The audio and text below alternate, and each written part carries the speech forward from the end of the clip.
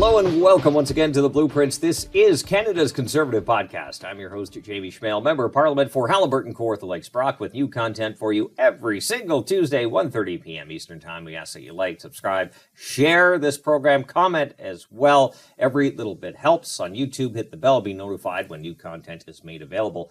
On today's show, we are talking about the disturbing latest food bank numbers, also disarray within the Liberal Party. Justin Trudeau must go. This and much, much more. We bring on the Member of Parliament for Calgary Heritage, Shuv Majumdar. Thanks for joining us. First time caller, long time fan. Great to be here with you, Jamie. How are you? It's great to have you on. That's awesome. I appreciate the time and your insight that we're about to have today. Well, I don't know how much insight I have to offer, but I walk in your footsteps proudly. Oh, I do what you tell me to. Like that, how are you not on the show more often? I agree. All right, disarray within the Liberal Party. They're calling, a number of his caucus members are calling for Justin Trudeau to step down. So far, Justin Trudeau has said, no, I am staying until the next election. What are your I know it's going to be a little biased given the fact that we're on the same team here. And totally empirical perspectives. Exactly. Just give me your outline of what you see in front of us. Listen, after 9 long years of Trudeau and Singh's NDP Liberal government arrangement, they've seen nothing but utter devastation, and they're hearing it at the doors. These are politicians who are very pragmatic people, and they are hearing a dissatisfaction by Canadians on a performance that is the height of moral and financial corruption. Mm-hmm. I don't know the last time you or I would have actually seen this type of obscene levels of moral and financial corruption on all issues, on every aspect of our economy, crime, chaos, drugs, disorder, reigning across our streets. And I think they've had enough because they know they have a performative prime minister who isn't delivering actual results for people. There isn't a problem they can't throw a photo op or a publicity stunt at. And I think they're tired of just having to carry that water. I don't blame them. You know, you shouldn't take joy in other people's pain, but they've been part of this problem. So I can't wait until Canadians can go to the polls and have the election they demand to change a government with one that's adult, responsible, ready to go on day one on a range of issues that Trudeau and Singh have set this country afire with. So I also bring this up for that great analysis as well. I couldn't have said it better, but you're bang on. It's not necessarily because of those issues. That's why the Liberal MPs, the 20 or 30 or so, however many have stood up, it's to save their own jobs, not necessarily, like you said, the food bank usage, the crime, the drug use, et cetera, et cetera. They're just more into saving their own hides rather than saying, wait a second, Canada's definitely on the wrong track here. You're absolutely right. Think of everything you just said here. Like, I know we're going to talk about food bank crisis in Calgary. Today, we just saw a report that was released that says that food bank usage in Calgary is up 200% since 2019. None of these dissenters are placing the problems of Canadians at the core of why Justin Trudeau needs to go.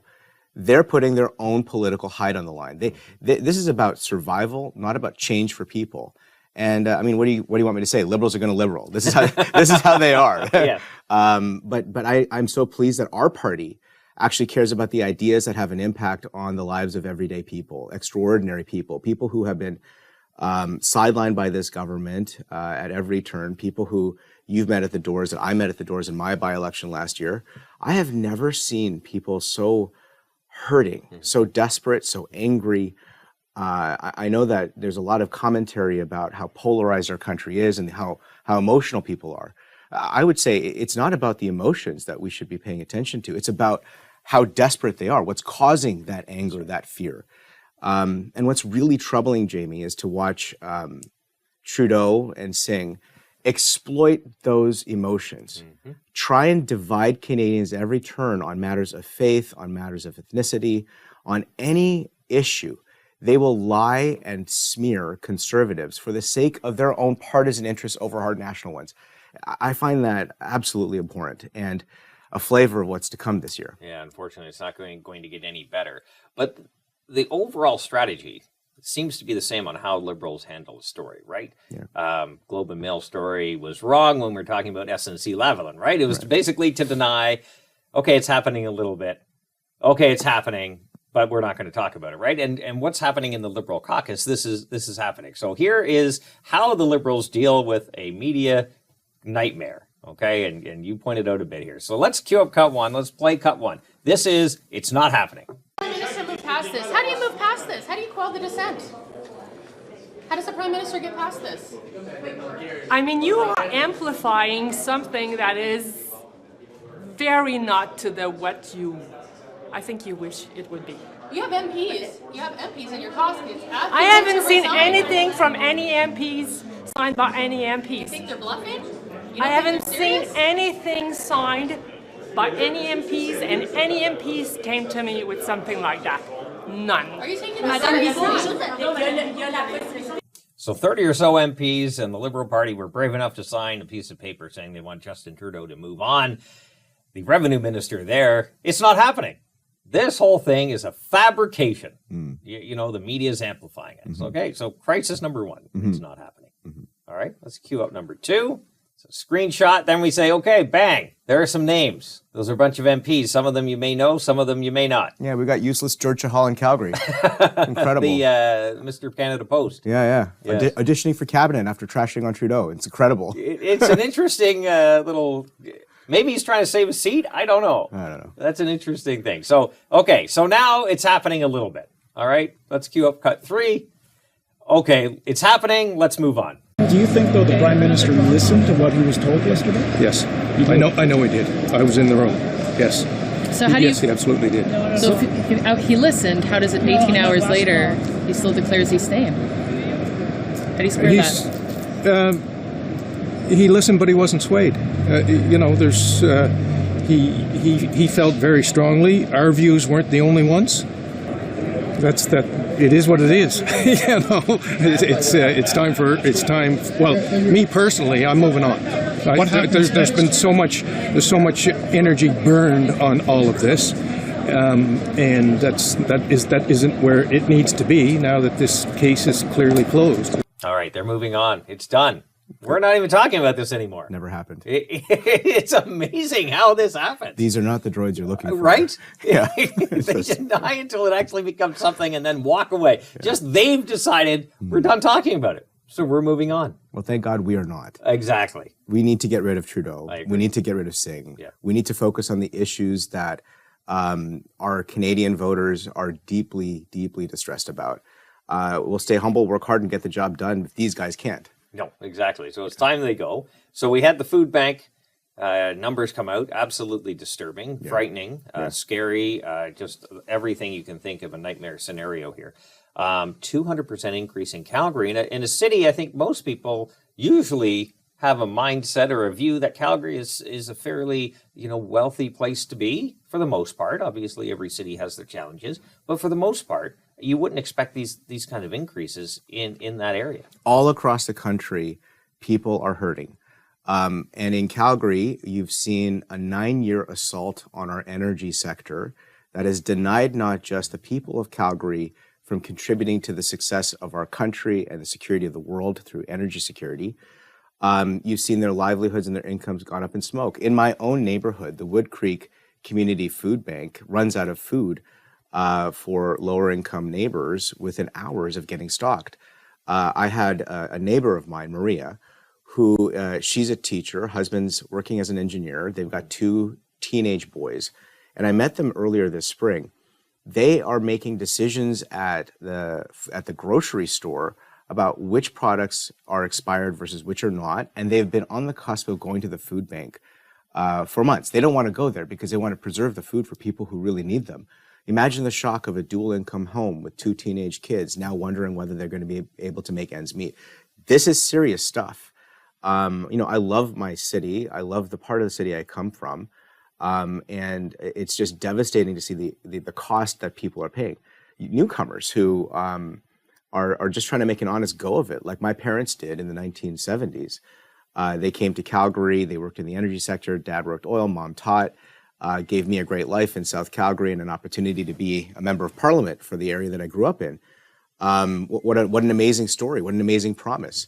Newcomers now, I see single mothers who at their doors don't know whether they're going to keep the roof over the head with a $900 billion mortgage meltdown on the way, with costs of food going up, with their kids going to school and taking the C train or bus and not sure that the kids are safe coming home at night. These are stories that would have never been heard of before in Calgary. This is what Justin Trudeau has done to my city and my neighbors. And we have to focus on the fight ahead and get the job done, because I can't imagine the kind of pain that will unfold if we do not. Well, some Liberals will say, well, look at the interest rates. The Bank of Canada, announced a major change, which some saw, some didn't. At the same time, they did that, I think, for the most part, to preserve what's left of our economy. If nothing happened, I think there would be a major implications within our economy, the chain as a whole. They have been taxing our economy to death. Yeah. The carbon tax, which is purely ideological, as we well know, like not a single climate metric has been met as a result of the imposition of this carbon tax. It has been suppressing the price of home building. It has been suppressing the incomes of the lowest income people. It is the most immoral tax on low-income Canadians because of how outsizedly it impacts their day-to-day life on food, fuel, and home heating. The winter is coming, and we do not see energy production at a level that would be self-sufficient for our country. I'm just saying, this is a government that is absolutely not focused on the priorities of Canadians and instead trying to save their own hide by performative things. I wish that some common sense prevailed in the Liberal NDP caucus, but we know that they've become more radical than they have been at any point in the history of our country. I remember, I used to work at a nonpartisan think tank, the Macdonald-Laurier Institute. I remember that the Liberal Party at a time was a voice for how we would end the Cold War. Now, the Liberal Party is focusing on partnering with every rival Canada has and opening our country to become a playground for foreign adventurism. What an abrogation of responsibility, Jamie. I just wish we could have that election now. And when we're talking about the economy as a whole, again, we've mentioned this many times on this show. When Conservatives talk about the economy, it's leveling the playing field, getting government to the best point it can be, which is usually the least point it can be, lowering taxes to a reasonable and responsible level, and letting the market lead the way, right? No one government can decide what 40 million plus people want, right? So the market can decide, the market will provide the best product, price, service. Whereas the Liberals seem to be saying, we're going to tell you what you're going to want, and we are going to invest in those areas. So usually Liberal-friendly firms get some lucrative contracts without delivering really anything people want. A $400 billion slush fund. Yep. A $400 billion slush fund that has gone to invest in Liberal insiders for their own personal prosperity at the expense of anything that would make a difference in our energy mix, our electricity distribution, our energy supply to the world. Here we have trillions of dollars of resource wealth, food, fuel, uranium, oil and gas, energy technologies, all of these things we enjoy in abundance. If we made one deal with one of the foreign leaders that have come knocking on our doors, if we had made one deal with Germany, the impact that it would have had on our national treasury alone would have been able to help pay off our debt, provide for the social welfare net, an efficient one, a more efficient one than has been delivered by wasteful Liberals. It would have rebuilt our military, helped toward reconciliation with First Nations. All of the value-added benefits of an energy sector that would actually decrease international emissions because of how well we curate our energy resources has been landlocked and suffocated from global markets, from the markets that would actually demand Canadian goods and services. You think about the effort it would take to put aside $400 billion to pay off your friends versus the effort it would take to unlock our resources and improve the lives and livelihoods of Canadians. And they actually have to work harder to steal the way that they do, to cheat, to lie. It takes extra effort. It's actually more efficient to just do the right thing. It would be. And, I genuinely wish that they would. But that's how we fix the budget, by lowering taxes, unlocking our resources, and getting our goods and services, not just to other Canadians, but across the world, to a world that's demanding it. And as a global partner, providing the energy that countries in Europe and otherwise need so they don't have to rely on bad actors to supply their energy. Every part of the old value chain, which was the oil and gas one, is controlled by OPEC, which, as you know, is a club of oil-producing dictators, which Russia is a member. They act through consensus. Every part of the energy transition to come that we're often told about requires refined critical minerals, which China now refines over 80% of global mineral supply. So here you have the old energy economy and the new energy economy controlled by dictators who are not acting in the interests of everyday Canadians. But here's Canada that has energy resources that can displace dictator oil, that has critical mineral resources and energy technology ingenuity that can displace reliance on China, all being locked in to do what? To subsidize the Russians and the Chinese and how they're trying to destabilize the world. We need some more common sense, I think, in every aspect of our life. Yeah, I know, right? Like we have some trillions below our feet. Trillions. Let's start helping Canada, help the world, help ourselves. Everyone will be a happier place. Literally, nobody gets hurt in that proposition. I agree. All right, we're out of time, but the guests always get the last word, so the floor is yours. Listen, I am born of an immigrant family. I've had the honor of doing some remarkable things in my life, including, especially now, serving the great people of Calgary Heritage. Our country had a promise that if you work hard, do as best of your ability as you can. It doesn't matter where you come from. It doesn't matter what your name is. I worry about the politics of fear and division that NDP Liberals will cast about this country to hold on to power. They will cling to power at every turn. And so my message to your audience and to Conservatives across the country is stay strong. I know this country is hurting. Our team is ready. Our coalition is big. We're going to stay focused on the priorities of everyday Canadians and never let the politics of fear and division triumph over the freedom and hope that we have to offer. Thank you very much. Well said. Shuv Majumdar. Thank you very much. Member of Parliament for Calgary Heritage, Stephen Harper's old seat. Indeed. Appreciate your time. We appreciate yours as well. Don't forget to like, comment, subscribe, and share this program. Tell your friends they can download it on platforms like CastBox, iTunes, Google Play, and Spotify. You name it, it is out there. New content for you every single Tuesday, 1:30 p.m. Eastern Time. Until next week, remember, low taxes, less government, more freedom. That's the blueprint.